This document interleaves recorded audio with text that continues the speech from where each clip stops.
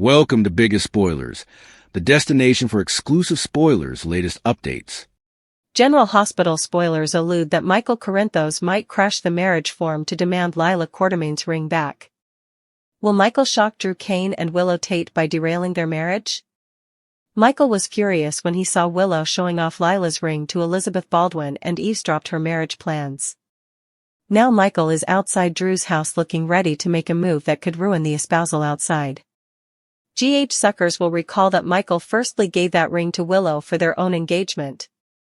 Rather of letting Willow give it back to Michael after effects fell piecemeal, Drew claimed on keeping it since he felt entitled to it as a Quartermain. Drew proposed to Willow with the same ring, which just proves he's tacky and disgusting. It's bad enough that Drew had to steal Michael's woman. He's stolen the same engagement ring Michael used, too. Still, Michael may not stand for that since he's looking all minatory outside Drew's window. Perhaps Michael will barge in with legal paperwork that says Willow and Drew have to surrender that family heritage. Michael might demand the rest of the heritages Drew stole lately while he's at it. Of course, Drew could argue that as part of the divorce proceedings, the judge ruled that Willow would keep all the jewelry she acquired during the marriage.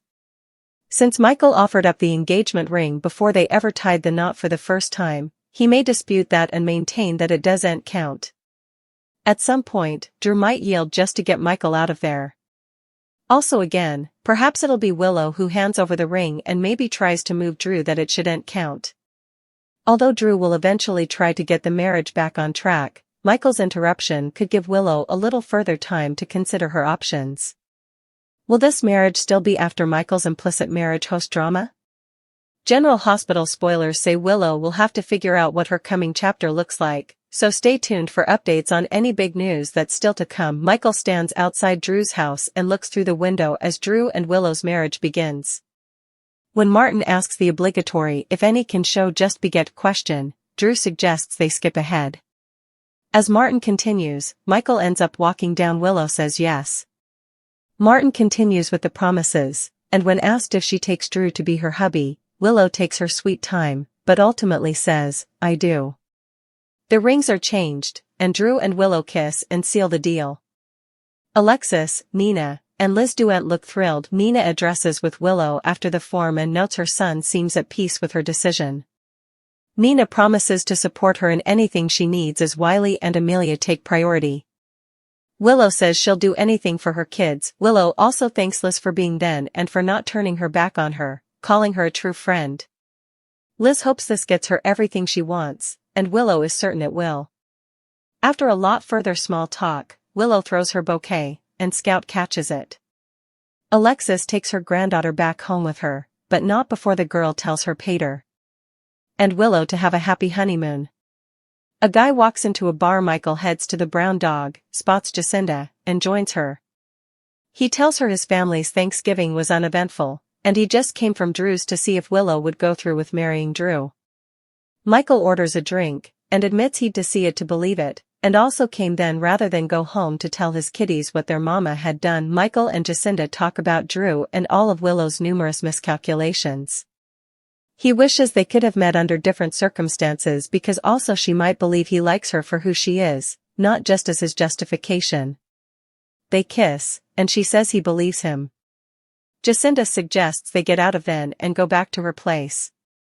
Michael accepts the offer, and they head out. Brooke Lynn and Gio continue to bond at the Quartermains. Brooke Lynn thanks Gio for helping her clean up after the pizza feast and for coming moment. Gio says he'd fun and admits he liked spending the vacation with her. He's formerly looking forward to coming time. Brooke Lynn takes the chance and asks what's going on between him and Emma. Gio says she's been a fantastic friend, and along the way, she came commodity further. Brooke Lynn is happy for him and admits she's so bad at small talk and is hysterical of intruding effects up between them.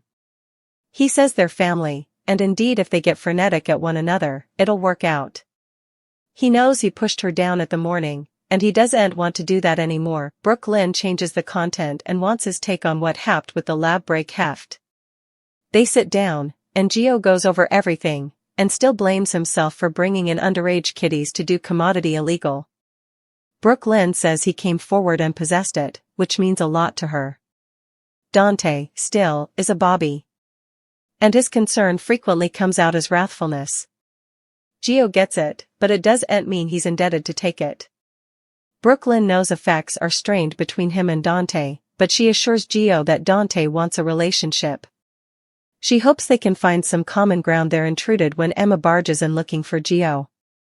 Brooklyn thanks Emma for coming moment, and she leaves to give them space. Emma tells Joe's been trying to call him, as when she got home, she set up an envelope slipped under her door. Curtis under arrest? Outside of Curtis' place, Nathan insists that Curtis come to the station for some questions, egging Curtis to ask if he's under arrest. Nathan says he isn't, so Curtis says he's not leaving his family on a vacation. Curtis sends Trina in to keep Stella enthralled and down from this mess, and after Nathan threatens to get a court order, Curtis agrees to meet Nathan down at the station. Trina heads outside and fills Stella, Kai, and Marshall in on Curtis' police situation. Stella is glad to learn Jordan is going with Curtis to the station, but Trina rants she'll just use the situation to get her claws into her pater. Stella asks what she's talking about. Jordan and Curtis have been over for times. Trina says, newsflash, Jordan is the reason my parents are yoking up, and that she just caught them outside kissing. Stella isn't pleased, especially when she learns Marshall knew about the would-be couple as well. Trina yells that it sucks when your family keeps secrets from you, just like they did with her mama's gestation. Marshall explains that Portia wanted to get to the end of her first trimester before telling anyone. Stella, meanwhile, is still stewing about Curtis and Jordan, saying, this explains so important. Trina and Kai step out, and Stella grills Marshall about Jordan and Curtis. Marshall says Curtis is an overgrown man, and it isn't for them to intrude. She demands he talk sense into his son. Curtis and Jordan arrive at the station, and Jordan sits in with him on the questioning as he can't get his counsel on the phone. Nathan asks Curtis where he was the night Drew was shot. He runs down his former statement. He spoke with Alexis, went to his office at the Savoy, where he was alone, and also met Jordan at the bar. Curtis asks what new information he has that urged all this. Nathan has the alarm records for the Savoy that night, indicating when he came and left, and that there's still a large block of time unaccounted for before he met Jordan. Curtis flashes back to meeting Selena Wu that night at the Savoy. She said the flight reverse was long, but she was intrigued by his phone call and asked, what can I do for you? Kevin is home, but for how long? At home, Laura is on the phone with Lucky, detailing her and Ace's day at the Hayes kitchen. She asks Lucky how he and Aiden are doing. There's a knock at the door, so they say goodbye. Laura answers the door and is shocked to see it's her long-lost, missing hubby, Kevin. Kevin and Laura sit down, as Ace plays on the bottom. They bandy the election, and Kevin can smell commodity is wrong with his woman. Laura flashes to chancing Dalton's body in her trunk. They're intruded by Lulu, who has brought her mama some food. She's glad to see Kevin is home, and he asks about Rocco and Dalton. Lulu says Rocco is home, and Dalton is still MIA. Laura notes she has to put Ace to bed, so Lulu offers to do it and says goodnight to the grown-ups. Alone, Kevin says it's strange for Dalton to over and vanish and asks Laura if she thinks he's gone for good. Lulu returns, and we do hear Laura's answer to Kevin. She eventually heads out, which allows Laura to tell Kevin that he's right, and commodity is wrong. In the show's final moments, eventually, alone together, Drew shows Willow a picture Scout drew of them as a family. He knows she misses her kitties and swears they'll be back soon and they'll be a family of 5. He promises everything will work out. Jacinda and Michael get passionate in the bedroom at her place. In the Quartermain kitchen, Emma shows Gio the card, which is an address 3 blocks from the brown dog. She believes it's Dalton's other lab and wants them to go deliver the tykes tonight. At Laura's, she tells Kevin that Dalton is dead and she set up his body in the box of her auto. Outside her house, Trina reflections to Kai about the madness going on and realizes her pater could have shot Drew in order to cover her MOM. In the interrogation room, Curtis stands by his statement, and Jordan points out that half the city wanted Drew dead.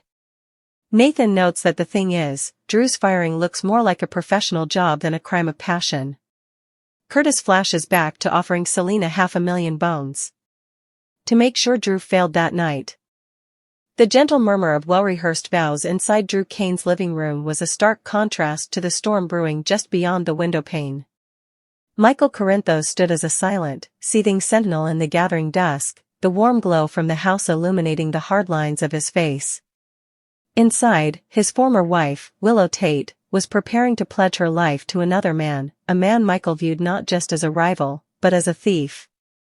The sight of Lila Quartermain's heirloom engagement ring, now glinting on Willow's finger as she faced Drew, was a physical manifestation of every betrayal Michael felt. He had entrusted that ring, a symbol of his family and his past, to Willow during their own engagement. Now, it was being used to seal a union he believed was built on the rubble of his own family. As the officiant, Martin Gray, began the ceremony, Michael's hand tightened around the legal documents in his coat pocket. He was poised not just to crash a wedding, but to reclaim a legacy. The ceremony proceeded, seemingly insulated from the threat outside. When Martin posed the traditional question, if any person can show just cause why this couple cannot lawfully be joined together, Drew, perhaps sensing the precariousness of the moment, suggested lightly that they skip ahead. It was a fleeting opportunity for intervention, a moment suspended in time. But Michael, after a final, penetrating glare through the glass, turned and walked away into the night. The confrontation he had envisioned, a dramatic, righteous reclaiming of what was his, dissipated into the cool air. Inside, the moment passed. Willow, after a breathless pause that seemed to stretch for an eternity, finally uttered a quiet but definitive "I do." The rings were exchanged, a kiss was shared, and the marriage was sealed. From their seats, witnesses like Alexis Davis, Nina Reeves, and Elizabeth Baldwin watched the union with smiles that failed to reach their concerned eyes, their applause tinged with unspoken reservations. The aftermath of the ceremony was a tapestry of strained congratulations and private resolves. Nina sought out her daughter, sensing the emotional weight of the day. Willow presented a facade of peaceful resolution, insisting that her children, Wiley and Amelia, were her paramount focus, a sentiment Nina pledged to support. A particularly poignant moment came when Willow thanked Elizabeth, her once estranged friend, for her presence. "Thank you for not turning your back on me," Willow said, to which Liz replied with careful warmth, hoping this path would bring Willow everything she desired. The normalcy of a bouquet toss followed, young Scout Kane snagging the flowers with a giggle, but it was a thin veneer over the complex emotions swirling in the room. As the newlyweds prepared to depart, Scout's innocent wish for a happy honeymoon echoed in a house still thick with the ghosts of unresolved history. Michael, meanwhile, had transported his fury from Drew's doorstep to the dim, familiar confines of the Brown Dog. There, he found a sympathetic ear in Jacinda Rodriguez. Over a drink, he unloaded his bitterness, confessing he had gone to the house specifically to witness what he deemed unthinkable. "I had to see it to believe it," he admitted, the raw hurt cutting through his anger. He spoke of Willow's choices and Drew's character as a series of profound mistakes. In Jacinda, he found not just an alibi for a recent night of turmoil, but a tentative connection. He expressed a wistful regret that they had met under such strained circumstances, fearing she would always see herself as merely a convenience. Their conversation, steeped in shared understanding of Port Charles drama, culminated in a kiss and an unspoken agreement to seek solace away from prying eyes. Jacinda's invitation back to her place was accepted, as Michael chose temporary escape over returning to a home filled with explanations he wasn't ready to give his children. Across town, a quieter bond was strengthening at the Quartermain mansion. Brooklyn Quartermain and her brother, Gio, navigated the aftermath of a family Thanksgiving. Gio expressed genuine appreciation for the holiday together, already looking forward to the next. Emboldened by the familial atmosphere, Brooklyn gently broached the subject of Joe's relationship with Emma Drake. Gio acknowledged that Emma had become something more than a friend, a confession Brooklyn received with supportive happiness. Their talk then pivoted to more serious matters, the recent break-in at a local lab, an event for which Gio harbored deep guilt for involving underage accomplices. Brooklyn offered absolution, praising his accountability, while also advocating for patience with their brother, Detective Dante Falconeri, whose protective instincts often manifested as anger. This fragile moment of sibling understanding was interrupted by the arrival of Emma herself, breathless and bearing a mysterious envelope containing an address she believed was linked to a missing man named Dalton and a lab full of endangered dogs. A new, urgent mission was taking shape, pulling Geo away from domestic peace. Tensions of a different kind were erupting outside Curtis Ashford's home, where Detective Nathan West arrived with pointed questions about the night Drew Kane was shot. Curtis, protective of his family's holiday, bristled at the intrusion, demanding to know if he was under arrest. When Nathan stated he was not, Curtis refused to leave, only relenting after a threat of a court order. He arranged to meet at the station, but not before the domestic calm was shattered. His daughter, Trina Robinson, furious and sensing danger, rushed inside to inform the family, including Stella, Kai, and Marshall, of the police presence. Her anger exploded when she revealed a deeper betrayal. She had witnessed Curtis sharing a kiss with his ex-wife, Police Commissioner Jordan Ashford, whom she blamed for her parents' separation. Newsflash, Jordan is the reason my parents are splitting up. Trina yelled, unleashing a torrent of hurt about family secrets, linking this revelation to the recent concealment of her mother Portia's pregnancy. Stella was livid, directing her ire at Marshall for his prior knowledge, while Marshall attempted to maintain a stance of non-interference in Curtis's personal life. The family unity of Thanksgiving had fractured into accusations and distrust. At the PCPD, the interrogation was formal and intense. With Jordan controversially present as a support rather than in her official capacity, Nathan pressed Curtis on the unaccounted-for hours in his timeline the night of the shooting. Curtis maintained his original story but was clearly unnerved when Nathan presented precise alarm records from Curtis's business, the Savoy. These records highlighted a suspicious gap. Under pressure, Curtis was forced to privately recall a clandestine meeting that night with the formidable Selena Wu. Her question, "What can I do for you?" hung in his memory, now a dangerous secret. The official inquiry pointed toward a professional hit, not a crime of passion, a detail that aligned chillingly with Curtis's own flashback, his desperate, whispered offer to Selena of $500,000 to ensure Drew never survived that night. In a separate sphere of Port Charles life, a different homecoming was unfolding. Laura Collins was startled to find her missing husband, Kevin Collins, finally at her door. Their reunion was tender but strained, layered with the unspoken horrors Laura had endured in his absence. As they caught up, with their grandson Ace playing nearby, Laura's mind flashed to the traumatic discovery of Dalton's corpse in her car trunk. Their daughter, Lulu, arrived, bringing a momentary distraction, but her departure left the couple alone with the looming truth. Kevin, perceptive as always, sensed Laura's profound distress and voiced his suspicion that something was terribly wrong. It was only after Lulu left that Laura, with the weight of the world upon her, confessed the horrifying truth: Dalton is dead. I found his body in the trunk of my car.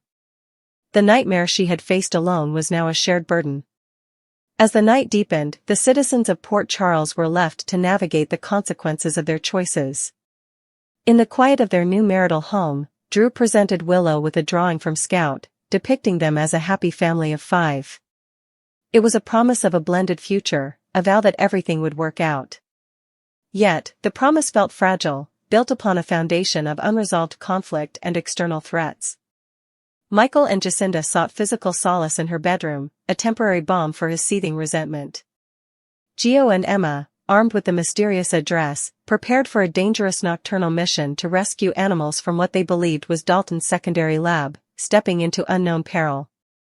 And on the darkened streets, Trina Robinson, reeling from the dual shocks of her father's police interrogation and his rekindled romance with Jordan, voiced a terrifying hypothesis to her companion, Kai.